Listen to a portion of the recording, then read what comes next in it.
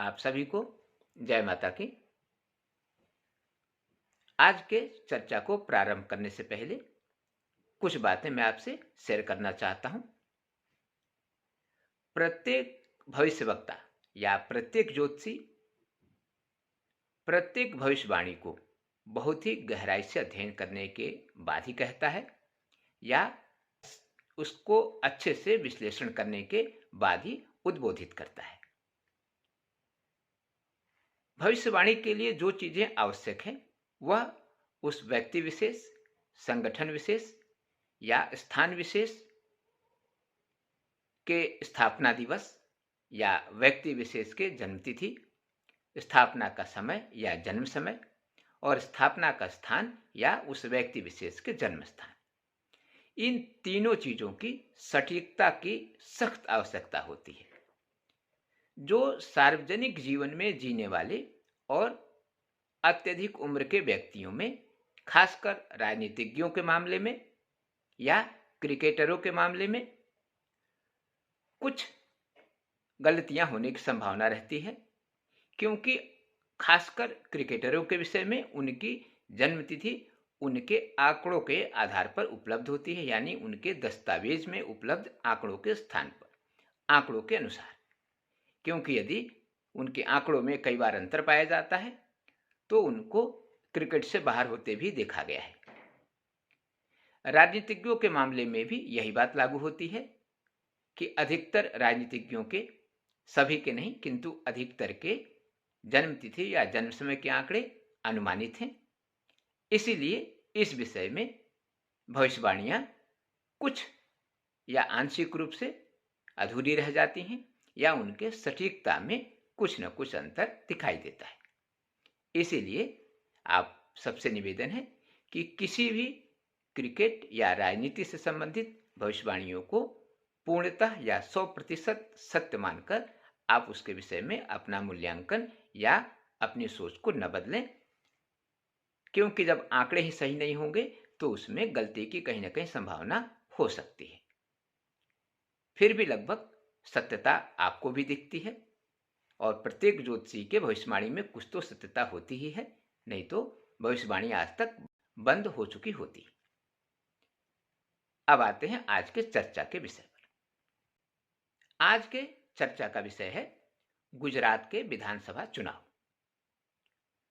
गुजरात के विधानसभा चुनाव में मूल रूप से 5 कारक हैं, जिसमें भारतीय जनता पार्टी, उसके राष्ट्रीय अध्यक्ष जेपी नड्डा जी, वर्तमान मुख्यमंत्री भूपेश पटेल जी और बहुत तेजी से उभर रहे आम आदमी पार्टी के सर्वे सर्वा या कर्ता धर्ता अरविंद केजरीवाल जी।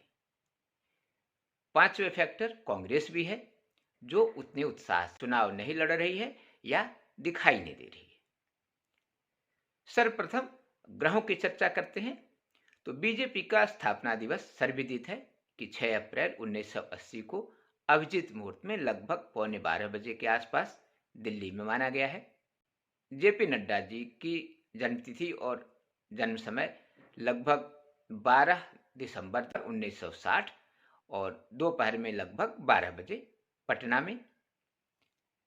भूपेश पटेल जी का 15 जुलाई 1962 और शाम के लगभग 6 बजे अहमदाबाद में। और अरविंद केजरीवाल जी के उपलब्ध आंकड़ों के अनुसार 16 अगस्त 1968 7:30 बजे दिन।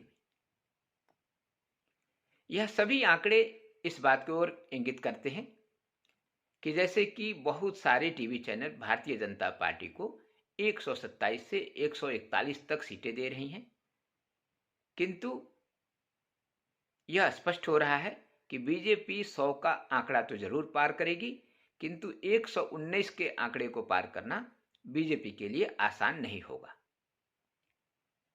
आम आदमी पार्टी महानगरों में, खासकर सूरत और अहमदाबाद में, अपने पहचान को साबित करने में अवश्य सफल होगी। सर्वाधिक नुकसान कांग्रेस को होता दिख रहा है। भूपेश पटेल जी के कुछ खास व्यक्ति चुनाव हार सकते हैं यदि उनके पारिवारिक संबंध वाले कोई राजनीतिज्ञ हैं तो उनके लिए खतरा कुछ ज़्यादा ही दिख रहा है। फिर भी लगभग 100 से अधिक आंकड़ों के साथ भूपेश पटेल जी की वापसी स्पष्ट दिख रही है और पिछले बार की अपेक्षा इस बार बीजेपी किसी न किसी प्रकार से मजबूत होती दिख रही है।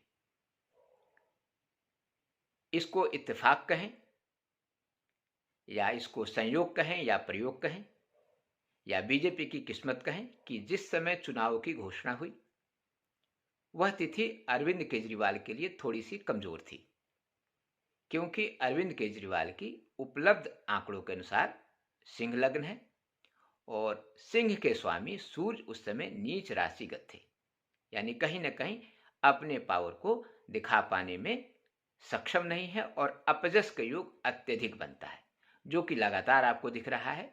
चाहे वह दिल्ली के मंत्री गौतम जी के धर्मांतरण वाले बयान हो, चाहे गुजरात के अध्यक्ष का हिंदू धर्म के प्रति दिया गया अनर्गल बयान हो, या सुकेश शेखर द्वारा केजरीवाल पर लगातार लगाए जा रहे ठगी के इल्जामों का आरोप हो। सूर्य के नीच गति के कारण अरविंद केजरीवाल जी को अप्रत्याशित रूप से नुकसान हो सकता है, जबकि उनके वोटों का प्रतिशत औसत से बेहतर रहेगा। फिर भी इन आरोपों प्रत्यारोपों का सर्वाधिक नुकसान केजरीवाल के पार्टी को सीट के रूप में हो सकती है। कांग्रेस का तो बुरा हाल है ही है और शायद पिछली पुनरावृत्ति भी संभव नहीं है। इस बार जो कांग्रेस छोड़कर बीजेपी में आए हैं, खासकर हार्दिक पटेल, वो अपने कुछ खास साथियों को जिताने में असफल रहेंगे। कुल मिलाकर इस बार के गुजरात का परिणाम बीजेपी के पक्ष में, किंतु कांग्रेस के लिए बहुत ही निराशाजनक होने वाला है और आम आदमी पार्टी के लिए सीटों के मामले में आशातीत सफलता देने वाला नहीं रहेगा। आज के लिए बस इतना ही। नमस्कार।